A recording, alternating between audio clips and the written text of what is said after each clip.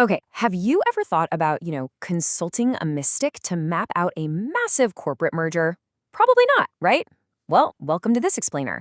Today, we're unpacking a seriously fascinating intersection between high-stakes modern real estate deal-making and, of all things, ancient divination. We're looking at a completely unique source text that literally bridges the gap between the cutthroat corporate boardroom and the mystic's card table. It's an inside look at how alternative frameworks are being used to map out major business strategies, and as you'll see, human psychology plays a massive, massive role in what we might traditionally just brush off as fortune telling. Let's look at this narrative excerpt because it perfectly captures the irony and really the stark pragmatism of modern mysticism. Our protagonist, June Adams, notes, "This modern tarot business has its advantages." And wow, that just immediately sets the tone, doesn't it? We are not talking about peering into crystal balls in some smoky carnival tent. No way. We're looking at a virtual consultation driving real-world high-dollar financial decisions all through a laptop screen. So here's the quick rundown of our agenda for today's analysis. We're going to hit 1, the modern mystic, 2, the mall sales strategy, 3, decoding the tarot cards, 4, the Lunatic Spread framework, and finally 5, the final verdict. Let's dive in. Section 1, the modern mystic. To really get this, we need to establish the two vastly different worlds that are connecting over a simple video call here. On one side, you have June Adams. She's sitting in a quiet Seattle waiting room, bathed in the soft glow of her laptop, laying out tarot cards. Totally zen, right? But then, on the other side is Nancy Gomez. She is a high-end San Francisco real estate agent operating in a completely cutthroat market where pure, unadulterated skill is the only thing that matters. They're connecting virtually, essentially merging this esoteric, quiet world with highly practical, high-stakes business maneuvers. It's a wild contrast, and I want you to keep it in mind as we analyze their conversation. All right, moving on to Section 2, the mall sales strategy. Right out of the gate, June sets the tone. She tells Nancy point blank that this upcoming mall sale on the 22nd, it is not going to rely on luck. It's going to rely entirely on her professional skill. Notice how June frames this reading immediately. She completely strips away any sort of mystical dependency. She's not saying, oh, the universe is just going to magically hand you this mall property. Instead, she's saying the outcome looks favorable, but it is 100% dependent on Nancy's own abilities and actions.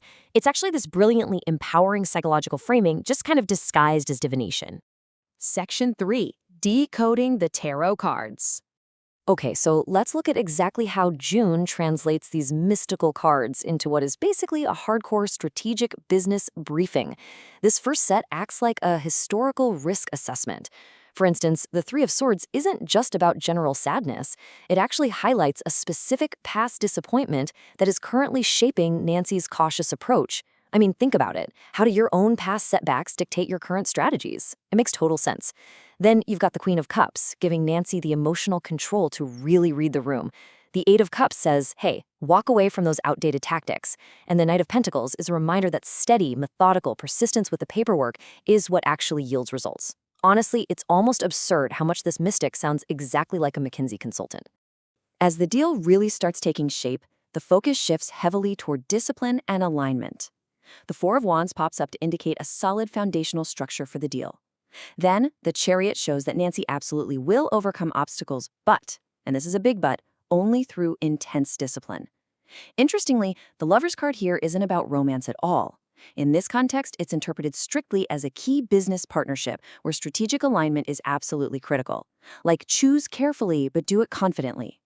Finally, the Three of Pentacles reinforces that she needs to lean on the right team of advisors to refine those really complex contract details. June is literally providing a project management checklist using a 78-card deck. It's wild. And finally, to cap off the cards, June issues some absolutely crucial risk management advice. First, a brief, necessary pause is required before rushing to close. Don't force it. And the Seven of Cups? That is classic negotiation advice right there. Stay grounded. You know, Nancy might be presented with multiple counteroffers or shiny add-ons in the final stages, but as June warns, not every offer is actually as good as it looks. So what we're seeing is highly practical advice delivered through a mystical lens, just making sure Nancy keeps her guard all the way up as this massive mall sale reaches its climax. Let's look at Section 4, the Lunatic Spread framework. So, June defines this proprietary sounding framework called the Lunatic Spread. It's a circular layout arranged like a full moon, where each specific position has a distinct analytical function. And what's really brilliant about this is that the framework itself provides a structural logic to the reading. It isn't just some random cards thrown onto a table willy-nilly. No, it's a very deliberate narrative device designed to build a comprehensive 360-degree story around this specific business deal. When we break it down, this framework logically progresses right from Nancy's present reality outwards to her future outcome.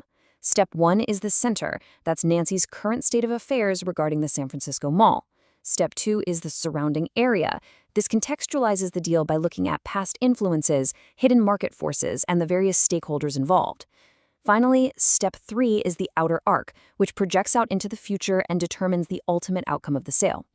Honestly, if you strip away all the tarot terminology, this is essentially a standard corporate SWOT analysis: strengths, weaknesses, opportunities, threats, just presented in a much more colorful and engaging way. Which brings us to Section 5, the final verdicts. June delivers the final verdict. The deal is going to be favorable. But, and it's a huge but, there is a massive condition attached. It only works if Nancy stays focused and trusts her own judgment. I love this part, because June is actively reinforcing Nancy's personal agency. She isn't predicting some inevitable, unchangeable future written in the stars. She's essentially coaching Nancy to maintain the discipline required to secure the win herself. The cards? They simply validate the killer business acumen Nancy already possesses. And the call wraps up just like, well, any standard B2B consulting session. Nancy is totally satisfied with the strategic rundown. She promises a financial bonus upon closing, and even casually offers to buy June lunch the next time she's up in Seattle. Just like that, the mystical aura completely dissolves back into professional courtesy. June simply checks her appointment log, notes she's got exactly 10 minutes before her next virtual client logs on, and heads down the hall for a quick coffee break. It really highlights how normalized and businesslike this entire process is for her. For June, it's literally just another day at the office, executing deliverables. To wrap up this explainer, I want to leave you with a final thought regarding this fascinating intersection of modern mysticism and corporate strategy. Does success actually come from the cards, or does it come from the discipline to trust your own judgment? The story we've analyzed today really suggests that tools like the tarot, at least when they're used in this highly modern practical context, act a lot more like a mirror for our own intuition and strategic thinking, rather than an actual crystal ball. They force us to pause, they demand reflection on our past mistakes and our future partnerships, and ultimately, just as June pointed out, they require us to rely on our own hard-earned skills to actually close the deal.